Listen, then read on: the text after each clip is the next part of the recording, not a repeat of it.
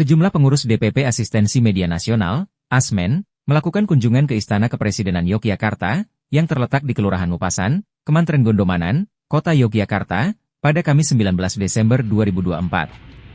Kegiatan ini merupakan bagian dari program Istana untuk rakyat sekaligus dalam rangka memperingati Hari Bela Negara. Tim ASMEN disambut langsung oleh Nur Hadi, petugas protokoler Istana didampingi I. Subromalisi dan staf lainnya. Setelah masing-masing pengunjung melakukan registrasi di pos jaga depan, tim dokumentasi Istana lalu mengajak mereka berpose di sejumlah titik lokasi. Di lobi utama Istana, tim mendapatkan pengarahan oleh Nur Hadi, salah satu petugas protokoler Istana. Di hadapan tim ASMEN, Nur Hadi menjelaskan seluk-beluk dan sejarah Istana Kepresidenan Yogyakarta dan sejumlah peristiwa penting yang mengikutinya. Disebutkan oleh Nur Hadi, di gedung inilah Presiden Soekarno menerima kunjungan Panglima Besar Jenderal Sudirman saat masa pergerakan kemerdekaan Indonesia dahulu. Nur Hadi menjelaskan bahwa siapapun boleh berkunjung ke Istana Kepresidenan asal terlebih dahulu mengajukan surat ke Setnek. Setelah mendapatkan persetujuan, maka perorangan atau kelompok bisa datang ke lokasi dan melapor ke petugas jaga. Kunjungan ini, kata Nur Hadi, merupakan bagian dari program Istana untuk rakyat yang digagas sejak Presiden Susilo Bambang Yudhoyono. Istana Kepresidenan Yogyakarta atau lebih dikenal oleh masyarakat setempat dengan nama Gedung Agung ini merupakan rumah kediaman resmi seorang residen ke-18 di Yogyakarta pada 1823-1825 bernama Anthony Hendrix Misar. Dia juga merupakan penggagas pembangunan Gedung Agung ini.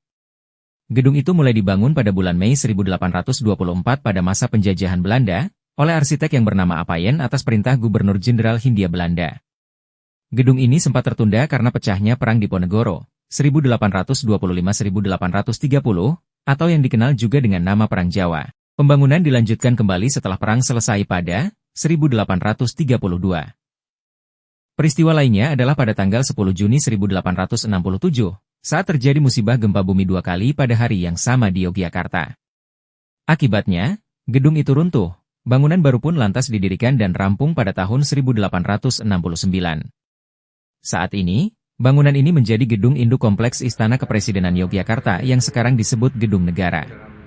Gedung Agung itu menjadi sangat penting dan sangat berarti tatkala pemerintahan Republik Indonesia berhijrah dari Jakarta ke Yogyakarta dan resmi menjadi ibu kota RI pada 6 Januari 1946. Biasanya tergantung beliau sendiri bila mana ada kunjungan kerja misalnya ke Sudirman ya. Jadi ini juga ada ceritanya tersendiri kenapa dinamakan Ruang Sudirman. Jadi sesaat setelah terjadinya agresi militer Belanda yang kedua pada tanggal 18 Desember 1948 ya, pagi-pagi Jenderal Sudirman langsung datang ke Gedung Agung ini untuk menghadap Presiden Soekarno di ruangan ini.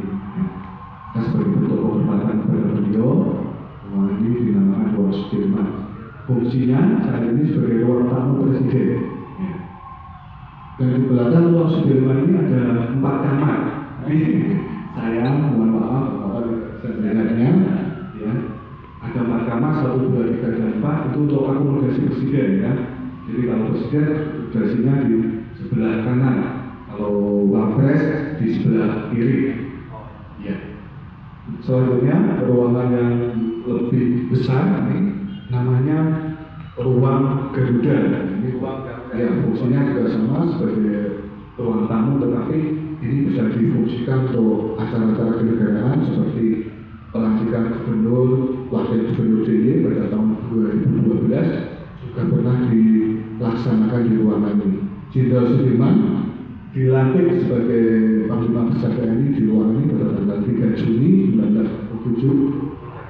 Ya, kemudian sebulan berikutnya dilantik sebagai pucuk pimpinan Angkatan Perang juga di ruangan ini. Presiden SBY pernah melakukan reshuffle kabinet di ruangan ini. Kemudian di sebelah utara, di situ juga ada ruangan yang bentuk dan luasnya sama persis dengan Ruang Sudirman, tetapi mempunyai nama yang berbeda, yaitu Ruang Diponegoro. Ini fungsinya sebagai ruang tamu wakil presiden. Juga kita fungsikan sebagai ruang transit atau holding. Jadi kalau ada tamu yang ingin menghadap presiden sebelum diterima di Ruang Sudirman, akan terlebih dahulu transit di Ponorogo ini. Baru nanti kalau Presiden sudah siap akan kita arahkan ke ruang Sudirman. Ya, selain itu juga sebagai ruang holding untuk irung upacara, karena satu-satunya istana yang ada di daerah hanya Istana Jogja ini yang digunakan untuk penyelenggaraan upacara detik-detik proklamasi. Jadi sebelum irung ke mimbar upacara akan terlebih dahulu transit di ruang Diponegoro ini. Di belakang ruang Diponegoro ada kamar. Kalau tadi di sana 1, 2, 3, dan 4, di sini 5, 6, 7, dan 8 ya. Ini untuk akomodasi wakil presiden dan keluarga. Kemudian di belakang ruang Garuda ini ada ruang makan VVIP. Nah, disitulah tempat untuk penyelenggaraan jamuan ketika presiden, wapres berada di Gedung Agung ini.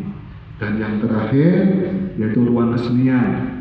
Sesuai namanya, fungsinya sebagai tempat untuk pertunjukan kesenian. Jadi kalau ada tamu negara bisa difungsikan untuk tempat pertunjukan kesenian, ya. Bisa tari-tarian atau dalam bentuk kesenian yang lain.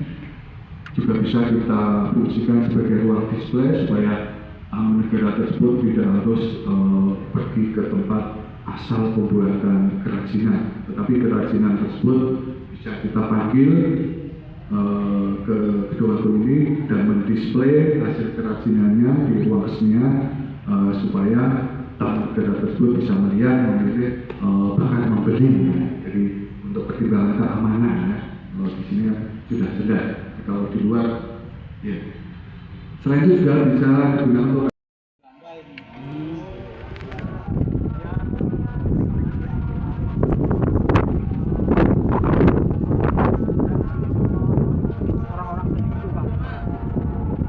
orang seni di sini kreasi seperti Ainun Najib dan seterusnya. Iya.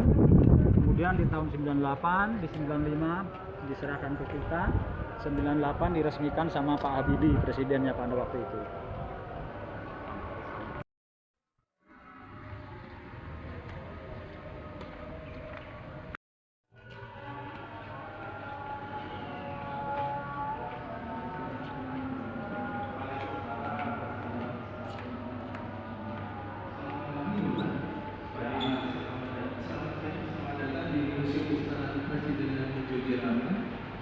Sebelum melanjutkan perjalanan atau kunjungan ke museum, kami sampaikan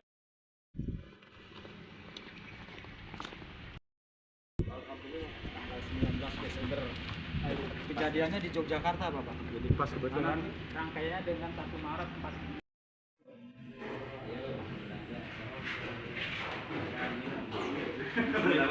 minum dulu ya. Silakan Pak. Minum dulu. Yang pertama minum dulu karena sudah keliling jadi haus. Ini adalah koperasi di tempat Istana Yogyakarta. Hari ini kami berada di koperasi Istana Presiden Yogyakarta, dan koperasi ini juga sudah kita lihat sudah bersertifikat izin resmi, dan tim dari Asmen dan beberapa media yang ada di dalamnya hari ini berkunjung, dan kita lagi lihat oleh-oleh ya. Kalau teman-teman hari ini ke Istana Jogja disiapkan ada baju, ada jaket, dan aneka makanan. Sehingga dan kita juga tadi alhamdulillah dipandu khusus oleh pemandu memasuki museum dengan ramah dan dijelaskan sedetail-detailnya apa yang ada di museum itu. Nah, harapan saya seluruh anggota Asmen yang ada di DKI Jakarta dan seluruh Indonesia bisa kunjung, karena tadi pesan dari beliau para pemandu adalah silakan ditunggu kehadirannya selanjutnya kunjungan. Hari ini kami sudah berkunjung, ada Nurholis, ada Maman, ada Hatta, Pak Sutarno, saya dipandu oleh dari perwakilan Jawa Tengah Pak Soeharmanto, dan kami disambut dengan ramah. Saya sangat terkesan di sini. Kita benar-benar diberikan fasilitas dan pengetahuan, dan kita ya kalau saya boleh berkata ini adalah sekolah kehidupan atau sekolah non formal yang kita dapatkan pengetahuan tentang sejarah perjuangan bangsa, terus kearifan lokal yang ada di sini dan keramahan para pemandu yang itu.